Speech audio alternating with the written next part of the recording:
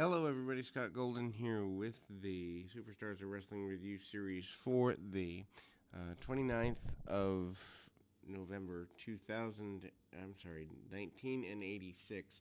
Again, a good run of stuff here. Certainly that 1986 time frame is always interesting. The 26th of November, near the end of the year, still first year for the program in general, including Jimmy Hart on Piper's Pit, taking over for scheduled George Steele, and Adrian Adonis makes his return and attacks Piper with a crutch and puts him in a sleeper hold, and ultimately then we kind of see a join up from London, England with Gary Davey, interviewing Andre the Giant about his return. King Harley race with Bobby Heenan defeating Lenny Paffo with a cradle suplex 152. Of course, race has only been part of the company for less than a year at this point. Of course, Harley Race, a guy who in reality is a guy that needs to be treated with respect. Of course, Andre says that he's back, but he's not going to talk about what happened to get him there.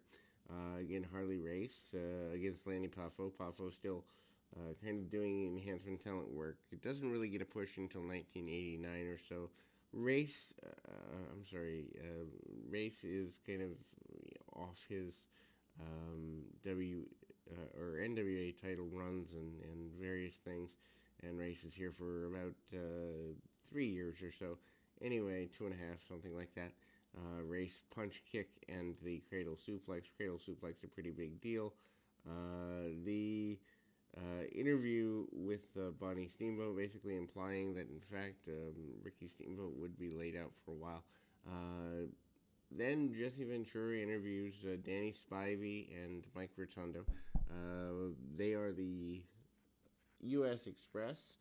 As a team, they are replacing Rotundo and Wyndham, which is a much better team. I guess apparently there was a knee injury to Danny Spivey prior to this, which Ventura believes is a pretty big deal. Obviously, an enhancement match here, not exactly the best of situations for Spivey. Rick Renselaw and Dave Wagner. Spivey pins Wagner at 2:15. Spivey's return after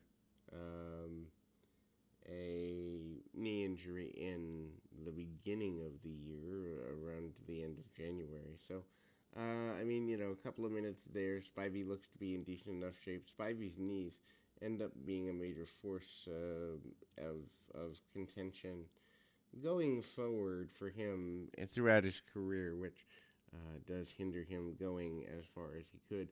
Also later with the Waylon Mercy gimmick about 9 years later, doesn't go nearly as far because of Spivey's knees, which is unfortunate because the Waylon Mercy character, at least to me, could have been something of a notable note here.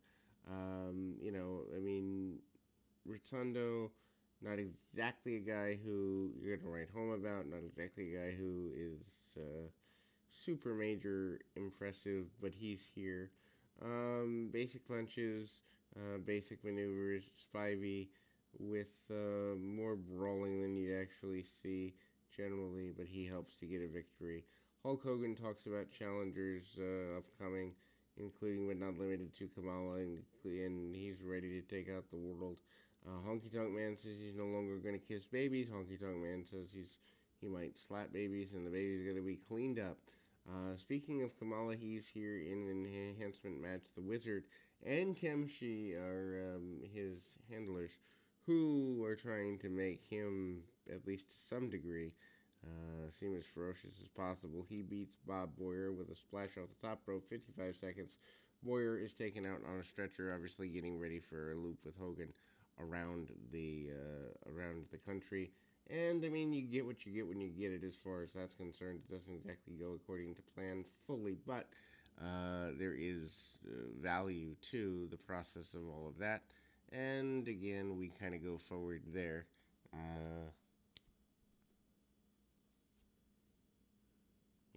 It's there, and we can see what we can do.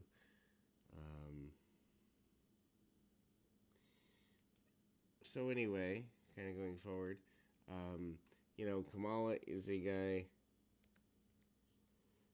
who, obviously, the run with Hogan, his biggest run of his career, he still complained. He's passed away now.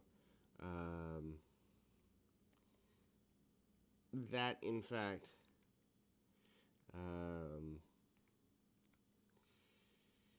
he is or was kind of taken for granted and underpaid throughout his run.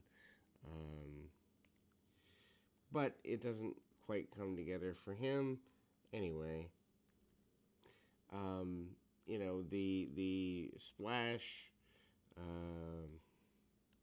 is a rough run.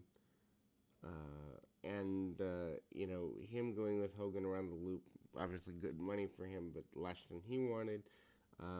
They do several weeks of him on the stretcher as a notable thing, and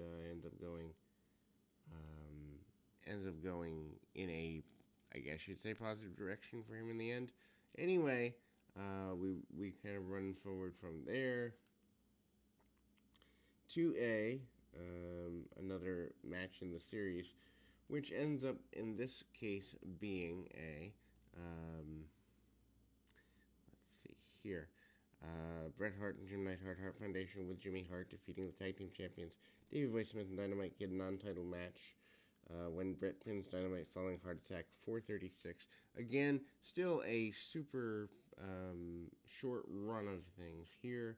436, certainly not a long stretch of time by any stretch of the imagination, but, the Bulldogs and Hearts are, in fact, one of the feuds of 1986-87 that everyone should pay attention to, at least to some degree. Also, the Hearts and Bulldogs, obviously the Bulldogs dropped to the Hearts going forward. And for superstars at the time, they're still trying to put decent matches on for the program. Shoulder tackle by, Davey Boy Smith against Jim Neidhart. They go back and forth a bit. These two guys are certainly in a loop with each other. And again, Dynamite, tight clotheslines on Bret Hart. All four guys in the ring. The Hart Foundation are guys who remain a decent run, or in a decent run. And again, the Hart Foundation with the Heart Attack and the win in 4.5 minutes. Roddy Piper and Jimmy Hart are here. It was supposed to be George the Animal Steele, but Hart takes the role, basically begging Piper to hit him for the entire Piper's Pit. A minor Piper's Pit by stretch of imagination, but then we see Adrian Adonis from behind with the crutch, lays out Piper, nails him with the crutch several times, and then manages to get a sleeper hold on Piper after laying him out, and that continues the build towards WrestleMania 3 in March, or almost April of 1987. So an angle that takes 4 months, almost 5, to build. You wouldn't even see that these days. Writers don't know how to do it. Anyway, Blackjack Mulligan out here. Blackjack Mulligan manages to kind of say he's going to take out everybody in the WWF. Big burly guy. Then we go to Butch Reed, a guy who never really quite hits his stride in the WWF, or at least in my case. I don't look at him as a guy that ever hit his stride. He's with Slick against Max Blue with a clothesline from the middle rope, 56-second mark. Before the bout, Reed has a Federate come to the ring and remove his jacket. Lots of punch kick, and the still athletic Reed manages to do okay with the top rope or middle rope clothesline, but it's not nearly the same as it used to be. And we'll close with that until our next run.